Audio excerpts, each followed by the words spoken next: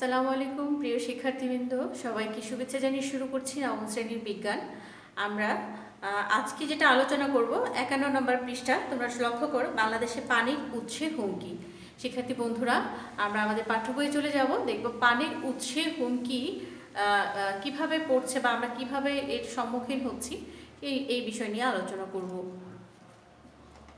বাংলাদেশের যে সকল পানির উৎস রয়েছে, যেমন নদ নদী, খালবিল, হাওর, হ্রদ, তোমরা কি মনে করো সেগুলো কোন কোন ধরনের হুমকির মধ্যে রয়েছে? হ্যাঁ, আমাদের পানির উৎসগুলো নিশ্চিতভাবেই বেশ কয়েকটি হুমকির মুখে রয়েছে। প্রথমে বলা যায় জলবায়ুজনিত পরিবর্তনের ফলে হুমকি। প্রথমটাই হচ্ছে জলবায়ুজনিত পরিবর্তন, অর্থাৎ এই যে বৈশ্বিক উষ্ণতার কথা যে আমরা আগে গত ক্লাসে আলোচনা করেছি, সেই বৈশ্বিক উষ্ণতার কারণে কিন্তু জলবায়ুর পরিবর্তন হচ্ছে, আর এটা কিন্তু এই পানির জন্য কিন্তু হুমকি স্বরূপ। আমরা ইতিমধ্যে বৈশ্বিক উষ্ণতার কারণে জলবায়ুর পরিবর্তনে আমাদের দেশে পানির উৎস কিভাবে হুমকির মাঝে পড়তে পারে সেটি আলোচনা করেছি। এখন অন্য কারণগুলো আলোচনা করা যাক, মানে এই বৈশ্বিক উষ্ণতা ছাড়া অন্য কি কারণ হতে পারে সেটা আমরা এখন দেখব। বন্যা ও মাটির ক্ষয়জনিত কারণে সৃষ্ট হুমকি। বাংলাদেশ ভৌগোলিক কারণে বন্যাপ্রবণ একটি দেশ, মানে ভৌগোলিক কারণ বলতে অবস্থানগত কারণে বাংলাদেশের প্রায় প্রতিটি নদ নদী খরস্রোতা, যার একটি ফল হলো নদী ভাঙন। নদী ভাঙনের ফলে সৃষ্ট মাটি কোথায় যায় বলতে পারো? এই মাটি পানির স্রোতে মিশে যায় এবং এক পর্যায়ে নদীর তলায় জমা হয় ও ধীরে ধীরে নদী ভরাট হয়ে যায়। এতে একদিকে যেমন নদীর গতিপথ পাল্টে যায়, অন্যদিকে তেমনি নদী শুকিয়ে যেতে পারে বা মরেও যেতে পারে। তোমরা কি জানো আমাদের দেশে অনেক নদী ইতিমধ্যে মরে গেছে? করতোয়া, বিবিয়ানা, শাখা, বরাক, এইসব নদী এখন মরা নদী। এমনকি একসময় খরস্রোতা পদ্মা নদীর অবস্থাও এখন সংকটাপন্ন। পদ্মা নদীর উপরে নির্মিত পাকশি ব্রিজের নিচে গরুর গাড়ি চলার দৃশ্য তোমরা অনেকেই দেখে থাকবে। এর কারণ হলো নদী ভরাট হয়ে যাওয়া। নদী শুকিয়ে যাওয়ার অর্থই হলো পানি সম্পদ বিলুপ্ত হয়ে যাওয়া। নদী দখল। আজকাল নদী দখল করে নানা রকম স্থাপনা, এমনকি আবাসিক এলাকা পর্যন্ত গড়ে তোলা হচ্ছে। এর ফলে কি ঘটছে? নদীর গতিপথ শুরু হয়ে যাচ্ছে এবং পানির ধারণ ক্ষমতা কমে যাচ্ছে, যে কারণে একটু ভারী বর্ষণ হলেই বন্যা হয়ে যাচ্ছে। বুড়িগঙ্গা, শীতলক্ষা সহ বেশ কয়েকটি নদী এভাবে দখল হয়ে যাওয়ার ফলে এখন এরা প্রায় মরতে বসেছে। এই অবস্থা চলতে থাকলে অদূর ভবিষ্যতে এগুলো মরা নদীতে পরিণত হবে। নদীতে বন্যা নিয়ন্ত্রণ বাঁধ নির্মাণ। তোমরা কি অনুমান করতে পারো যে বন্যা নিয়ন্ত্রণ বাঁধও আমাদের পানি সম্পদের জন্য একটি হুমকি হতে পারে? হ্যাঁ, আসলেও কিন্তু ঠিক তাই। পদ্মা, যমুনা সহ বেশ কয়েকটি নদীতে বন্যা নিয়ন্ত্রণ বাঁধ দেওয়ার ফলে এদের শাখা প্রশাখায় পানির প্রবাহ মারাত্মকভাবে বিঘ্নিত হয়েছে। মনোজ, বড়াল এবং কুমার নদ এর কারণে শুকিয়ে মরে গিয়েছে। দক্ষিণ পশ্চিমাঞ্চলের মরিছাপ, হামপুরা আর হরিহর নদীও বন্যা নিয়ন্ত্রণ বাঁধের জন্য মরে গিয়েছে। কাজেই বন্যা নিয়ন্ত্রণ বাঁধ আমাদের পানি সম্পদের জন্য একটি মারাত্মক হুমকি। অপরিকল্পিত বজ্র ব্যবস্থাপনা। তোমরা কি জানো শুধুমাত্র ঢাকা শহরে দৈনিক কি পরিমাণ কঠিন বজ্র পদার্থ উৎপন্ন হয়? এর পরিমাণ দৈনিক প্রায় 500 মেট্রিক টন। কত? 500 মেট্রিক টন। এর মাত্র অর্ধেক পরিমাণ টাকা ঢাকার সিটি কর্পোরেশন সংগ্রহ করে ব্যবস্থাপনার আওতায় নিয়ে আসে এবং বাকি অর্ধেক নর্দমা বা নালা দিয়ে অন্য কোনো উপায় নদীতে গিয়ে পড়ে। এছাড়া ঢাকার আশেপাশে প্রায় সব শিল্প কারখানা অপরিশোধিত বজ্র নদীতে ফেলা হয়। এর পরিণাম কি? নদী এইসব বজ্র দিয়ে ভরে উঠেছে, নদীর পানি বিশুদ্ধ হয়ে পড়েছে। এই অবস্থা চলতে থাকলে শিগগিরই বুড়িগঙ্গা, শীতলক্ষা ও বালু নদী মরে যাবে। চট্টগ্রাম শহরের আশেপাশের নদীগুলোরও একই অবস্থা। পানির গতিপথ পরিবর্তন। 1975 সালে ভারত সরকার ফারাক্কা বাঁধ দিয়ে গঙ্গা আর পানি গতিপথ পরিবর্তন করে। 1977 সালে গঙ্গার পানি বন্টন নিয়ে ভারতের সাথে বাংলাদেশের একটি চুক্তি হয়। পরবর্তীকালে পানির ন্যায্য হিস্সা পাওয়ার জন্য 1996 সালে আরেকটি চুক্তি হয়।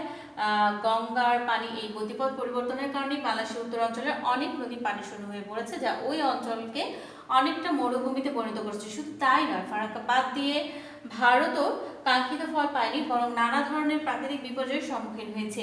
এছাড়া ভারত ব্রহ্মপুত্র নদের পানি গতিপথ পরিবর্তন করে শিলিগুড়ি করিডোর দিয়ে পশ্চিমাঞ্চলে নেওয়ার পরিকল্পনা করেছে।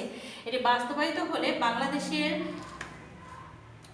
বিশাল এলাকা পানি শূন্য হয়ে যেতে পারে। অতএব এ কথা বলা যায় যে পানির গতিপথ পরিবর্তন পরিবেশের জন্য একটি গুরুত্বপূর্ণ হুমকি। পানি একটি মৌলিক অধিকার। পানি প্রকৃতির এমন একটি দান যা প্রায় সব জীবের জন্য অপরিহার্য। সৃষ্টির আদিকাল থেকেই মানুষ খাওয়া, গোসল, রান্না সহ অন্যান্য সকল কাজে পানি ব্যবহার করে আসছে। মানুষের 5টি মৌলিক চাহিদার মৌলিক চাহিদা অর্থাৎ অধিকার যেটা বলে, খাদ্য, বস্ত্র, বাসস্থান, শিক্ষা এবং চিকিৎসা, এর প্রত্যেকটি পানির উপর নির্ভরশীল। তাই পানি হচ্ছে মানুষের মৌলিক অধিকার। আর যেহেতু এটি প্রাকৃতিক সম্পদ, কোনো দেশ বা জাতি এটি সৃষ্টি করে, তাই পানির প্রতিটি ফোঁটার উপর পৃথিবীর সব মানুষের অধিকার রয়েছে। কাজেই আমরা যখন পানি ব্যবহার করি তখন মনে রাখতে হবে যে আমরা পৃথিবীর সকল মানুষের একটি সম্পদ ভোগ করছি এবং এটি কোনো মতেই অপচয় করা উচিত নয়। অপচয় করার অর্থই হলো অন্যের অধিকার খর্ব করা, যেটি আমরা কিছুতেই করতে পারি না। পানির উৎস সংরক্ষণ ও উন্নয়ন। আমরা সবাই জানি আমাদের বিশাল একটি পানি সম্পদ আছে, কিন্তু সত্যিকার অর্থে ব্যবহারযোগ্য পানি সম্পদের পরিমাণ কিন্তু খুবই সীমিত। এই অবস্থায় আমরা যদি পানির উৎস সংরক্ষণে সজাগ না হই, তাহলে এক সময় হয়তো ভয়াবহ পরিণাম ভোগ করতে হবে। যে কোনো ধরনের উন্নয়ন কাজে, সেটি শিল্প কারখানা, রাস্তাঘাট, ঘরবাড়ি বা নগরায়ণ যাই হোক না কেন, সবকিছুতেই পানির প্রয়োজন রয়েছে। আবার এই সকল উন্নয়নের কারণে যদি পানির উৎসগুলো হুমকির মুখে পড়ে যায়, তাহলে প্রকৃতপক্ষে সব ধরনের উন্নয়ন কর্মকাণ্ডই থমকে যাবে। কাজেই যেখানে সেখানে শিল্প কারখানা নগরায়ণ না করে অত্যন্ত পরিকল্পিত উপায়ে সেগুলো করতে হবে, যেন কোনোভাবে পানির উৎসগুলো ক্ষতিগ্রস্ত না হয়। পানি প্রবাহের সর্বজনীনতা এবং আন্তর্জাতিক নিয়ম নীতি। তোমরা কি জানো পৃথিবীর সব সাগর মহাসাগর একটির সাথে আরেকটি সংযোগ আছে? হ্যাঁ, আমাদের সাগর মহাসাগর বা সমুদ্র সবগুলোই একটির সাথে আরেকটি সংযুক্ত। আবার পাহাড়ি ঝর্ণা থেকে সৃষ্ট নদী এক সময় সাগরে গিয়ে পড়ে। অর্থাৎ একটি নদী বা সাগর যেখানেই থাকুক না কেন, যে দেশেই এর উৎপত্তি হোক না কেন, বা যেখান দিয়ে এটি প্রবাহিত হোক না কেন, আসলে সেগুলো সারা পৃথিবীর সম্পদ। যার অর্থ পানি সম্পদ অবশ্যই একটি সার্বজনীন বিষয়। এটি কোনো জাতি, গোষ্ঠী, দেশ বা মহাদেশের সম্পদ নয়। অর্থাৎ পানি সার্বজনীন সম্পদ। আর ব্যবহার করার সময় আমাদের কি করতে হবে? ব্যবহার করার সময় আমরা অবশ্যই এই সুষ্ঠু ব্যবহার করব। পানি যেন নষ্ট না করি, আমরা অপচয় যেন না করি, আরেকজনকে যেন ব্যবহার করার, সঠিক কাজে ব্যবহার করার সুযোগ করে দেই। এটি কিন্তু এই কথার মাধ্যমে কিন্তু স্পষ্ট। বিভিন্ন দেশের মাঝে সৃষ্ট রাজনৈতিক রেষারেষি, উন্নয়ন প্রতিযোগিতা, স্বার্থপর আচরণ এবং অসহিষ্ণু মনোভাবের কারণে পানি সম্পদের এই সার্বজনীনতা অনেক সময় মানা হচ্ছে না। তবে জাতিসংঘ 1997 সালে বিভিন্ন দেশের মধ্য দিয়ে প্রবাহিত নদ নদীগুলোর ক্ষেত্রে পানির বন্টন নিয়ে একটি আন্তর্জাতিক সমঝোতা চুক্তি তৈরি করে, যদিও চুক্তিটি এখন পর্যন্ত খুব একটা কার্যকর হয়নি। এছাড়াও পানি সম্পদ সংক্রান্ত আন্তর্জাতিক ক্ষেত্রে গৃহীত পদক্ষেপগুলো নিচে বর্ণনা করা হলো। রামসার কনভেনশন 1971 সালের 2 ফেব্রুয়ারি ইরানের রামসারে ইউনেস্কোর উদ্যোগে আন্তর্জাতিক সম্মেলনে নেওয়া জলাভূমি সংক্রান্ত সিদ্ধান্তগুলো হচ্ছে রামসার কনভেনশন। অর্থাৎ রামসার কনভেনশন একটা সিদ্ধান্ত বা চুক্তি, যেখানে এই পানিকে ব্যবহার করা নিয়ে আলোচনা করা হয়েছে। বাংলাদেশ 1973 সালে এই সমঝোতা চুক্তিতে সম্মতি জ্ঞাপন করে স্বাক্ষর করে। কত সালে? 1973 সালে। পরবর্তী সময়ে 1982 এবং 1997 সালে রামসার কনভেনশন সংশোধন এবং পরিমার্জন করা হয়। আন্তর্জাতিক নদী convention, international water courses convention, আন্তর্জাতিক আইন সমিতি, দ্য ইন্টারন্যাশনাল ল অ্যাসোসিয়েশন 1966 সালে হেলসিঙ্কিতে অনুষ্ঠিত তাদের 52তম সম্মেলনে আন্তর্জাতিক নদীগুলোর পানি ব্যবহার সম্পর্কে একটি কমিটি রিপোর্ট গ্রহণ করে। এটি হেলসিঙ্কি নিয়ম নামে পরিচিত। পরবর্তী সময়ে জাতিসংঘের আন্তর্জাতিক আইন কমিশন আন্তর্জাতিক পানি ব্যবহারের জন্য একটি চুক্তি তৈরি করে, যা 1997 সালের 21 মে জাতিসংঘের সাধারণ সভায় কনভেনশন হিসেবে গ্রহণ করা হয়। এই কনভেনশন অনুযায়ী একের অধিক দেশের মধ্য দিয়ে প্রবাহিত নদীর পানি কোনো দেশই অন্য দেশের অনুমতি ছাড়া একতরফাভাবে ব্যবহার করতে পারবে না।